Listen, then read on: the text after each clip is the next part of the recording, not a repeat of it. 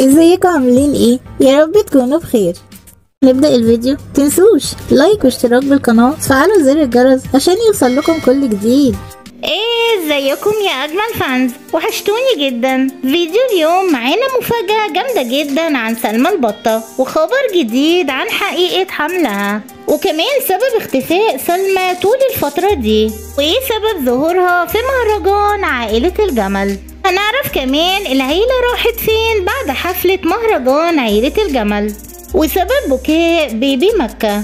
كمان معانا خبر وحش عن صالح ابن برنس مصر وزعلنا عليه قوي، وهتشوفوا معانا احلى واجدد تيك توك الامنية القوة مع العيلة، هيعجبكم جدا بس لازم تشوفوه للاخر. واخيرا هنعرف ليه سوكا خلعت الحجاب للمرة التانية وازاي عرفنا، وهتشوفوا احلى واجدد تيك توك لسوكا لاول مرة بشعرها. فيديو اليوم حلو جدا وكله معلومات تهم كل الفانز، بس كملوا. وقبل ما نبدأ ما تنسوش اللايك وشوفوا للنهاية لو بتحبوا عائلة الجمل. يلا بينا نبدأ، وهنبدأ بخروجة العيلة لمول كارفور بعد المفاجأة. والحقيقة عيلة برنس مصر وكمان آية أحلى وأولادها راحوا على مول كارفور. زي ما كلكم عارفين إن مول كارفور هو الخروجة بتاعتهم دايما، وده طبعا بعد المفاجأة على طول. ودلوقتي تعالوا نعرف ايه الخبر الوحش عن صالح ابن برنس مصر. عاوزين في الاول ندعي البيبي صالح ربنا يشفيه، لانه عنده سخونية شديدة بسبب التطعيم اللي خده. الف سلامة عليك يا صلوحة. عاوزين كل الفانز يقولوا البيبي صالح الف سلامة عليك. طبعا شكل يزن وغزل هنا كانوا نايمين خالص، وده السبب اللي خلى آية تقول لهم صحصحوا كده وفوقوا عشان يشتروا اللبس اللي هم عايزينه وكمان السويتس اللي هم حابينها. بجد هتتفاجئوا معانا بمين اللي شافوه في مول كارفور كلكم بتحبوه قوي. بس في الاول تعالوا نعرف ليه بيبي مكة كانت بتعيط جامد وتصرخ.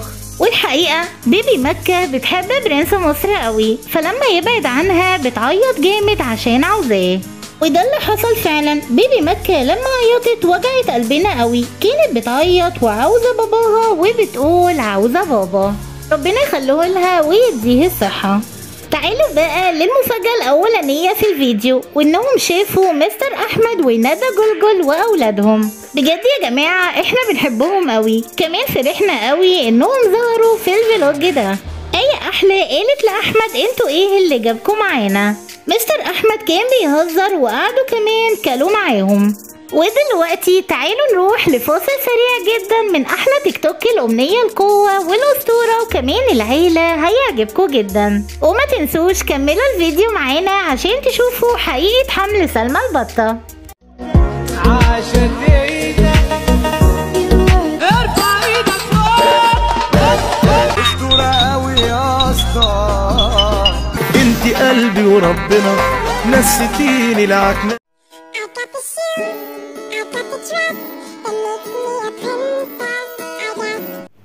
ودلوقتي تعالوا نشوف سوكا وليه خلعت الحجاب مرة تانية. بس في الأول تعالوا نشوف تيك توك سوكا لأول مرة بشعرها. أنا مرة لقيت صرصار في الجنينة، أخدته معايا فوق في السراي وعملت له بيت إزاز، وبقيت كل يوم أكله بإيدي. بكلي مين؟ الصرصار. الصرصار؟ قلت له صرصراية. صرصراية؟ ها؟ ليه صرصار؟ ليه صرصار؟ جوزتيه؟ جوزته. ليه يا ربي ما عملتنيش صرصار؟ ليه؟ ايه؟ عندك كام سنة؟ 5 ونص. 5 ونص؟ و2 ونص. لا 5 ونص. وتعالى بص. بتعملي كده ليه؟ مش عيب؟ كده انت. وزي ما شفتوا سوكا ظهرت في اكتر من تيك توك، والطرحة مش على شعرها قوي، وبعدها ظهرت في التيك توك اللي شفناه وهي بشعرها. اكيد طبعا دي حرية شخصية لسوكا، لكن قولولنا في الكومنتات مين فيكم من سن سوكا ولابسة الطرحة ولا لأ. ودلوقتي واخيرا تعالوا نتكلم عن حقيقة حمل سلمى وليه كانت مختفية طول الفترة دي وظهرت فجأة في مهرجان عائلة الجمل. والحقيقة سلمى في أول اختفائها من وقت خروجة الفندق لما الأسطورة خد العيلة كلها وراحوا يقضوا يوم هناك في البول، وبعدها سلمى اختفت في أكتر من خروجة للعيلة وما ظهرتش تاني. وعرفنا وقتها ان سبب اختفائها انها بتزور والدتها لانها كانت تعبانة. طبعا الأسطورة كان بيحاول يلخبط الفانز ونزل لهم صورة ليه مع آية أحلى والعيلة وكأنه هيتجوزها على سلمى. لو خدتوا بالكوا قال أكتر من مرة في الفيديو استنوا مفاجأة جوازي للمرة التانية، واحنا قلنا وقتها برضو ان الأسطورة كان بيهزر.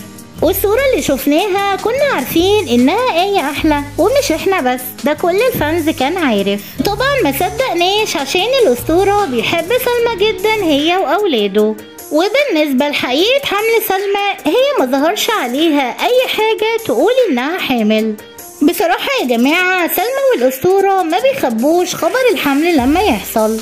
أكيد كلكم شفتوا سلمى في مهرجان عائلة الجمل، بجد كانت جميلة جدا.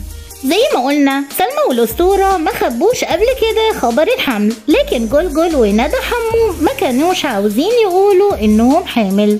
أكيد طبعا ليهم أسبابهم، وفانز كتير قالوا إنهم خايفين من الحسد. طبعا دي حرية شخصية كبيرة جدا ليهم، وطبعا من حقهم، بس عشان كل الفانز اللي بيحبوهم بيبقوا عاوزين يعرفوا عنهم كل حاجة. يا أي ممثل في التلفزيون كلكم بتحبوه وبتكونوا عاوزين تعرفوا كل أخباره. قولولنا انتوا بتعملوا كده فعلا مع كل الممثلين اللي بتحبوهم ولا لأ، وهنرد عليكم.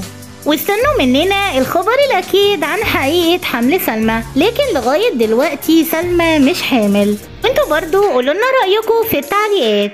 وبس كده وصلنا لاخر الفيديو، بس ما انتهاش سؤال الفانز الفيديو اليوم هو مين يعرف غزل رايحة سنة كام السنة دي؟